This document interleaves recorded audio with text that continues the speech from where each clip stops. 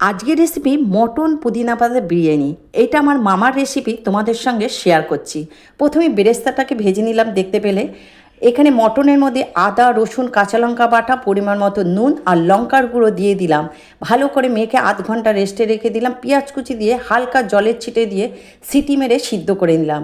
এখানে আলুটা নুন হলুদ দিয়ে সিদ্ধ করে তেলের মধ্যে ভেজে নিলাম।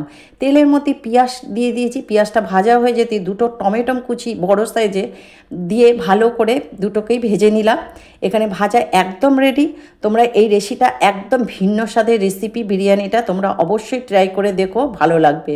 এখানে পুদিনা পাতাটা মিক্সিতে বেটে নিয়েছি, সেটা দিয়ে দিলাম। বাটি ধোয়া জলটা দিয়ে দিলাম। ভালো করে কষাতে হবে যতক্ষণ না পুদিনা পাতার গন্ধটা চলে যাচ্ছে, জলটাও শুকিয়ে যাবে। একদম রেডি হয়ে গেছে কষানো। এর মধ্যেই মটন যে সিদ্ধ করে রেখেছি সেটা ঢেলে দিলাম। মিডিয়াম আঁচে রান্নাটা করতে হবে। আগে থেকে তো মটনটা সিদ্ধ হয়ে রয়েছে, বেশি সময় লাগবে না। জলটা শুকিয়ে গেলেই রান্না রেডি হয়ে যাবে। এর মধ্যেই দিয়ে দেবো বিরিয়ানি মশলা আর 1 চামচ ঘি দিয়ে দিলাম। এখানে ভাজা আলুটা দিয়ে ভালো করে মিশিয়ে নিতে হবে। মেশানো হয়ে গেল, একদম রেডি। ভাত রান্নাটা আর নতুন করে দেখাচ্ছি না, অনেকবার বিরিয়ানি ছেড়েছি, সেখানেই ভাত রান্না করা আছে, সেটা চেক করে নিয়ে তোমরা নুন মশলা টশলা দিয়ে যেরকম সিদ্ধ করে। ভাত একদম রেডি। বিরিয়ানি হাঁড়ি নিয়ে নিয়েছি। হাঁড়ির মধ্যে ভাত দিয়ে বেরেস্তা ছড়িয়ে দেওয়া হলো।